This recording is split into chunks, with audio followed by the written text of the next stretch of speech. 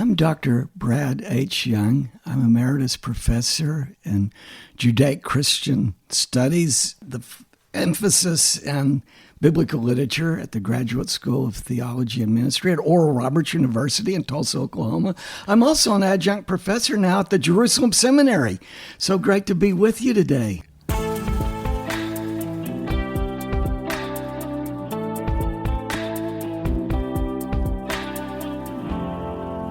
Dr. Brad Young. Brad, great to see you. Thanks for being with us today on Exegetically Speaking. Oh, I'm so privileged. I feel so honored to be able to talk with you. I love your broadcast. It's a great idea to help promote the study of biblical languages. That's what we're here about. So how did you get started reading biblical languages? After I accepted Christ, I was 12 years old. I just wanted to study the Bible. I was involved in a coffeehouse ministry. So at 14, I worked with my youth director who was taking Greek at the university, and I got the old Machen grammar. That was what he was using, and I read it. I studied it 30 minutes a day, and I would take the test that he was taking week by week, and I went through the whole grammar.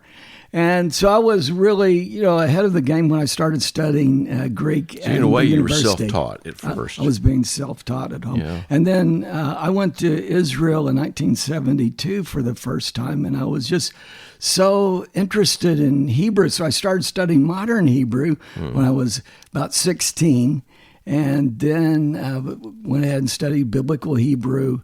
When I went to Hebrew University, I studied in Hebrew for my master's degree and my PhD. And we did a lot of work in the Gospels, trying to start with the Greek, but understanding it in the Jewish context from a Hebraic background. And I think that's helped us so many times to understand more clearly the message of Jesus. Yeah, I think sometimes we've forgotten that Jesus was a Jewish teacher.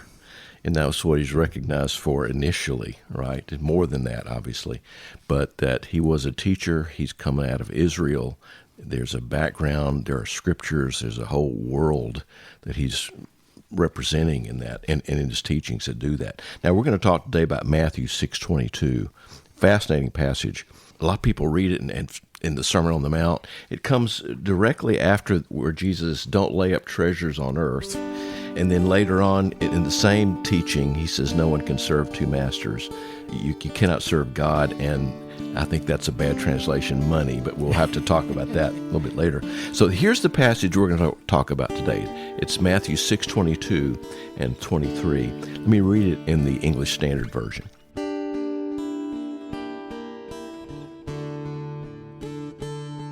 The eye is the lamp of the body. So if your eye is healthy, your whole body will be full of light. But if your eye is bad, your whole body will be full of darkness. If then the light in you is darkness, how great is that darkness? Tell us about that passage.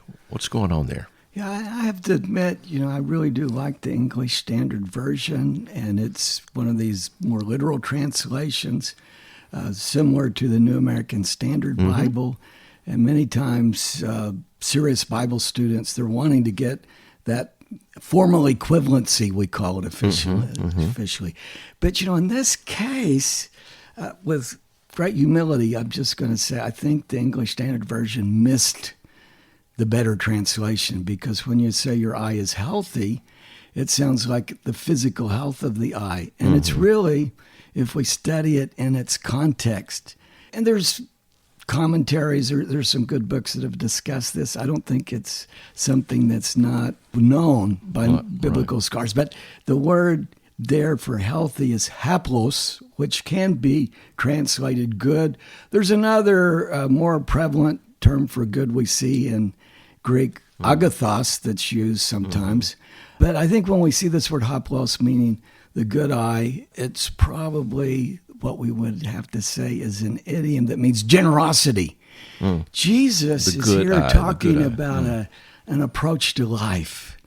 And you get the basic meaning, if your eye's healthy or your eye is good. But if you really want to understand this idiom, it's kind of like it's raining cats and dogs. You can't translate that literally. No, yeah. Someone's learning English and you're using it at him. Go ahead and back up. They don't know whether to go forward or to back up. Yeah. And so when you say the good eye, you have to think, well, how do I translate that? I had a friend that was learning English, and they heard somebody says, well, who let the cat out of the bag? And he says, well, who put the cat in the bag? People are trying Which cat are you talking about? What are you talking about? Yeah. But the word good eye in the Hebrew culture and the Jewish mindset of that time meant generosity. And it's already in the Bible, in Proverbs. It says, if your eye is bountiful, you will give of your bread to the poor. The word bountiful there is the word for good.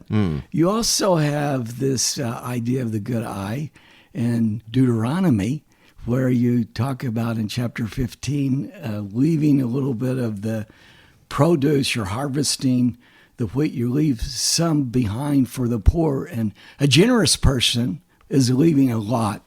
It is also, I think, used in the parables of Jesus, because there we have Jesus, it's usually translated the evil eye, but in Matthew chapter 20, you have the parable of the workers in the vineyard. And if you remember here, we see the Lord God, he's depicted as this very generous, wealthy owner of this vineyard, and when he's getting workers to come and harvest, some only work a very short time, just like 1 hour. Some work the whole day, yeah. the heat of the day.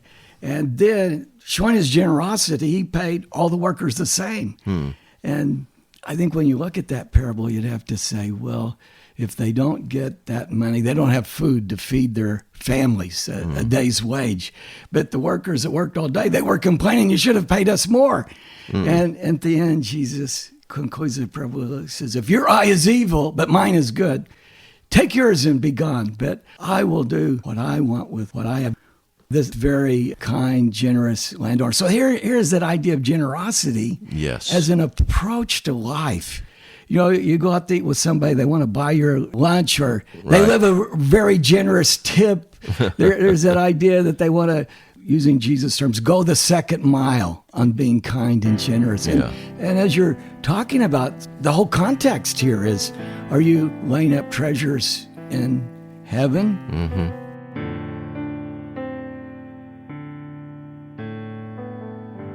When you're giving away money to those that are hurting, well, it's like you're laying up treasure in heaven. Yeah. And so and as much as generous, you've given this to the least of these and done these for the least of these, you've done them unto me. Didn't Jesus say? If you've done this to the least of these, you've done it unto me. Yeah. But I think if we study these idioms, learning a little bit more about the background, the Jewish roots, Jesus was Jewish, and he was speaking to a Jewish audience at that time, and they would have understood this context of the good eye. If your eye is good, right, which means if you're generous. Yeah, I think a good translation would be, maybe you would put part of this in italics in the King James or square brackets, but you could say, if your eye is good, showing generosity. If your eye is bad, showing stinginess, or you're holding something back. But that idea of generosity, a generous spirit, someone that's kind, benevolent. And I think that's what Jesus emphasizes so much as an approach to life, that we would be concerned about others and be generous in the way that we deal in our daily practice. I think you're right on about that translation. I think of what Paul said, God loves a cheerful giver. And in a sense, that's what's being represented here. If you're giving generously, if you're giving cheerfully, boy, the whole body is full of light. There's something about that is just represents and transfigures the kingdom. This is what the kingdom looks like in its fullness. It's liberality. It's openness to others. And I think if we would go back a little bit and to study the idioms of the time, if we study the Mishnah, this is the oral tradition that's passed down, or some of the exegetical commentaries and the time of Jesus, the rabbis. We always want to look at the Dead Sea Scrolls, but especially in the rabbinic literature, the good eye is very prevalent as showing generosity. And even today in modern Hebrew, I remember going to the Hebrew University one time when they were collecting money for a charity, and they said, open your wallet with a good eye and give us a generous donation. Oh, wow. So that's even idiom today then? Oh, used all the time. Great. Well, that's a great reading of that text. Really appreciate you being with it. And we're going to get you back on some other important text here from the New and Old Testament. Dr. Brad Young, thanks for being with us. Thank you so much. What an honor. So great to have Dr. Brad Young join us today at the Lanier Theological Library. He has an ease with the biblical languages, which is beautiful to see. It's as natural to him as breathing. Now, reading Greek and Hebrew can become natural to you as well. How, you say? By studying languages at the undergraduate and graduate levels at Wheaton College. In the notes to this podcast, there are links to the website that will take you right to the information you need to get started. And you know what I say, get started today. Thanks to our Wheaton-based team, Rebecca Larson and John Lansma, who make this podcast possible. Thanks to our audio engineer and producer in Houston, Fetching Kathy Capes. Phil Keggy provides our intro and outro music. We have many new listeners to Exegetically Speaking around the world. Thank you for joining us. Be sure to subscribe so you don't miss an episode. We drop 50 episodes a year, and there are over 300 episodes since 2019. So you have a lot of catching up to do. Until next time, I'm David Capes. Thanks for listening.